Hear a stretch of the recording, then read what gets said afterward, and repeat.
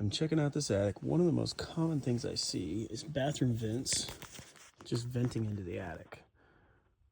That's the bathroom vent extension. Kind of a sloppy duct tape job there. And let's spin around outside and see where they took this.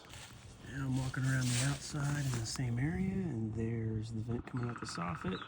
That'll keep that warm, moist air from building up in the attic and causing mold growth on the roof sheathing.